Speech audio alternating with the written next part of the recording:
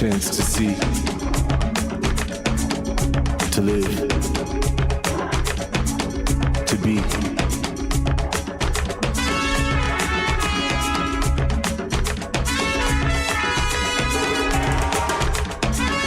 The symbols stood for what they stood for, but we sat and watched.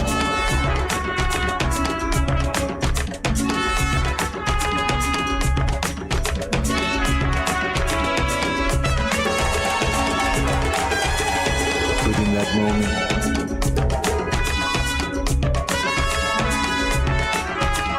when fear rose,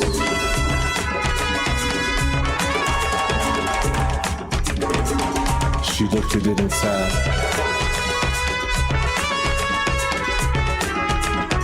And it felt her.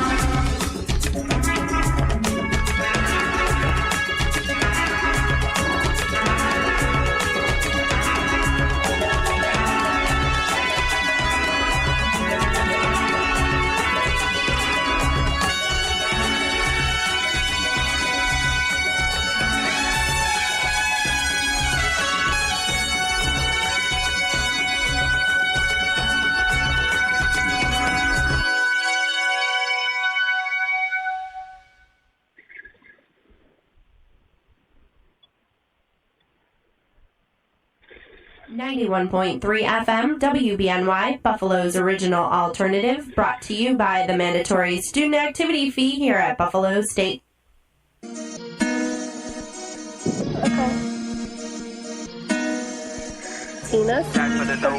Volcanoes make history every day. Okay.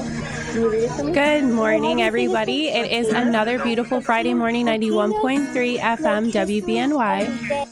Buffalo's original alternative. This is Talia Rodriguez. I am super excited to be here. Per the usual, I have dynamic guests for you. They are very accomplished servants, business people, trendsetters, influencers, etc. I believe I have one of them on the line. Sir, are you there?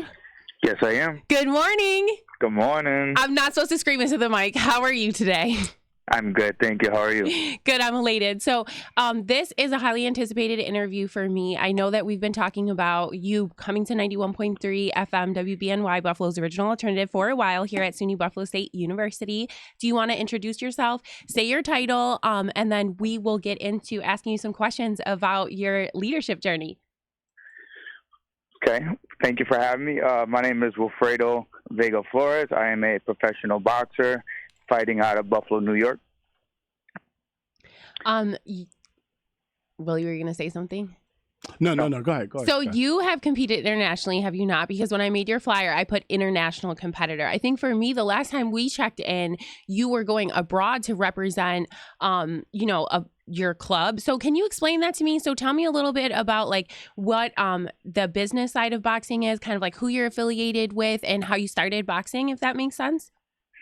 Well, I'm signed with Greg Cohen Promotions, who's a boxing company that promotes fighters for over 30 years. Cool. My last fight, I did fight abroad. It was in Nottingham, London, United Kingdom area. Yeah, you were in the UK. You were across the pond. That's what's up. Y tú eres boricua, ¿sí? Yes, let's go. That was a good experience. I've been fighting since I was born. My father was professional, so I started early, at an early age. I want to say maybe like 2-3 years old. Right. I started with the gloves on my hand. Other than that, I just continued to progress, continue to lead by example, and here I am, hopefully fighting sometime in September. I was supposed to fight tonight, but things didn't work out for the contract, so we had to deny the offer and continue to prepare for something in end of August or early September. Yeah, so I'm so excited that you touched on that. A couple things. Shout out to my mom, who's Irish and Sicilian, who absolutely loves boxing. Some of my best memories are like her being so excited for like big fights, and like cooking is not her favorite thing, but like when there were fights on, we had everything. There was dip. I was passed out at 11 o'clock. I remember like watching all the fights like up to the title fight. So I really appreciate you mentioning the contract side of the business piece. So talk to me. I think what I want to ask you is a compounded question. So I'm going to break it up, right? Your father was a boxer. With you having that God-given talent, right, that obviously is fostered over generations, is that like being born into having a family business? Well, it's different with boxing just because the fighter doesn't control their own path. Okay. You have to have a promoter or have some sort of connection within the boxing industry where someone is willing to, how can I put it, willing to kind of like seek opportunities. Okay, to invest in you in order for you to get on these shows, in order for you to fight, in order for you to fight and earn some money. So it's a long process. If you're not well known in the amateurs and you don't have a good foundation where you haven't built yourself a name, it's going to be difficult for you to get fights. It's going to be difficult for you to make some good money. You think about it. My first fight, I made I think maybe $400. That's awesome. My I feel like coming from where I'm coming from, that feels like a lot of money. No, it's not. Listen, to get in the ring and put your life. Okay, how old were? Oh, that's a good point too. That's a really good point too. So how old were you then? I was 25. Okay. And so you think about Gervonta Davis. He made $400 his pro debut. Now he's making $10 million. Right. So that's what I'm seeking for. I'm seeking for that big payday. My biggest payday was this past fight in London, but it wasn't near what I know I can grab. So right. We're just gonna continue working and building our network and make a name for myself. I think for me, why I'm so excited to speak with you, and when I had first met you, and Willie, I get into the historical part, right? So many times people who have diverse backgrounds who were trying to display their skills in athleticism historically over time have been excluded. Like, you already know the vibes with Puerto Rico participating in the Olympics. So I think it's so important that we kind of wrap our minds around like the rarity of you being able to represent in the level that you compete at, right? Like nationally. I think that is so cool. I'm so excited to talk to you. And in that way, I feel as if that's service to our greater community. Do you know what I'm saying? Because you're there providing this dynamic example to them. So I know that I feel like you have an amazing circle of people around you. Shout out to I feel like your soon to be wife or your wife, which you guys are super adorable. I see you on Facebook and I'm so supportive of your family and all the people that represent you. So how many people would you say have invested in your journey? Like you said, is it your family? Is it your community? For you to get to the level of competitiveness? Willie, help me out there. Competitive? Yeah, competitiveness. Como tú peleas, tú sabes. Yeah. Well, as far as my talent, I'm a hard believer in working hard, right? Staying true to your craft and just staying focused. As far as leading me to where I am today, my coaches. I had 3 coaches along my journey, excluding my father because he passed when I was at a young age. But as far as my success, I give it all to my family. They're my drive. I do it for my family. I do it for my future family. Now that I'm expecting my first child, which is going to be my daughter. Qué bendición. Super excited. Hopefully she can carry on the legacy. When she gets to that age. But yeah, my success. It's not one particular person I can say. I'm where I'm at because of you. It's a collective effort. Within my family and myself. All right, sir. Now, do you have a retirement plan? Because fighters, you guys take a beating. Now, did you map out a retirement plan for yourself? Well, I started I have a Roth. We don't get a specific like like a 401k or nothing like that with boxing. But I'm educated. I'm smart. Wonderful. I invest my money the smart way.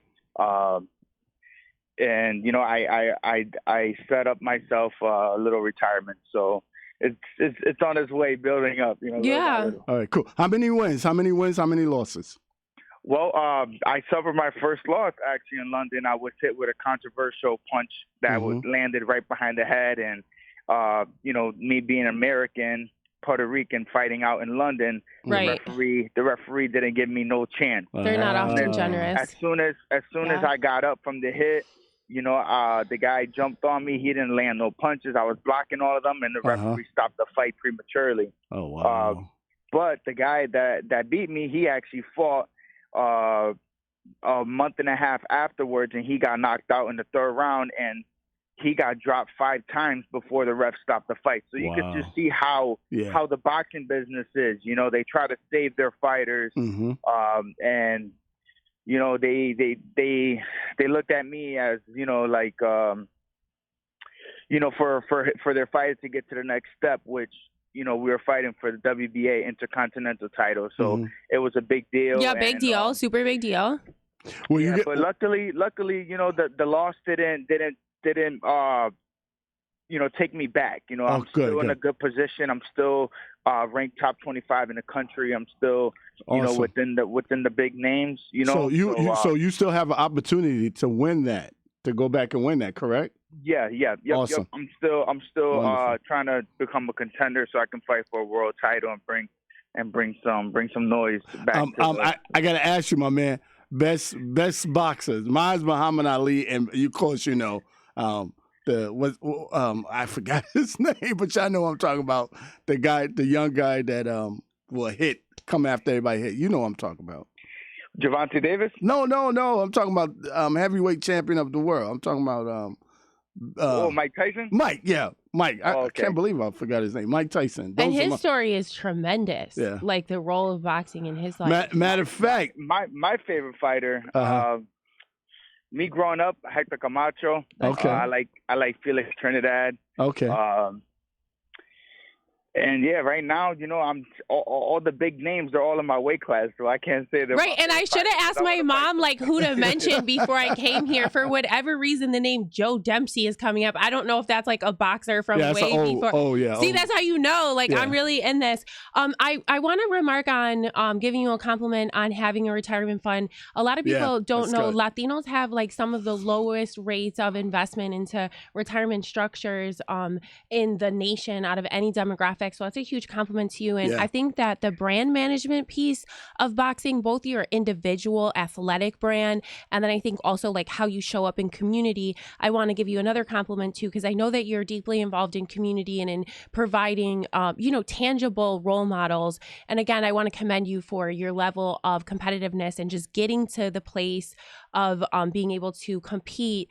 I think that is fantastic. So how do you show up for your community? I know I've talked to you on the media and you're really generous about being vulnerable about the way that you have showed persistence on your journey. Are there any other things that you do that you would consider service or things that make you feel good where you show up as your celebrity version? I tell my son, I'll be okay, celebrity time. I train, excuse me, I train out in Rochester at a community center, and we have tons of kids that go in there. And it's really nice how much they look up to me, So I try to give them as much time that I have, to help with them, to talk to them, to lead by example, to help them, throw a better jab, or just give them some sort of motivation for them to feel comfortable when they step in the ring, or when they're training, or just try to help motivate them and help coach them so that they're able to see some sort of success along their way, But yeah, we got a show actually August 12th. How exciting! Let's go. Roy Jones will be there. Wow. Yeah, Roy Jones will be there. He'll be handing out we got these belts for the kids. So That's so cool. Yeah, that's going to be actually at Nasty Knuckles boxing gym. Okay. Darnell Giles. That's not the gym that we train at, but we used to train there. So yeah, just shout out to Darnell Giles for putting on a great show. For August 12th is going to be exciting. I'm super excited. I would love to bring my son. For those of you who are listening who don't know, I have a 6-year-old who's Latino who, I would hope would look up to you and to other athletes. So talk to me really quickly, like about what do you feel the boxing industry needs? As a person who's come into community media, I constantly try to shine the light on you and your industry as just like giving you the option to come on media. But like from your lens as a competitor regionally and nationally, what is the boxing industry kind of like needing to bring it into the next chapter of business? Because like the way that we get views and people interact with your company or with the opportunity changes over time. Well, we need, honestly, what boxing needs is somebody who is going to be there, for the boxer, not for their own pockets. A lot of times boxers get put into these predicaments or these situations where they have to fight and they come out the ring. We don't come out the same. So somebody, maybe like a program that can help fighters, not only financially when they're done with boxing, but just to get them in a better position for them, when they walk away from the game.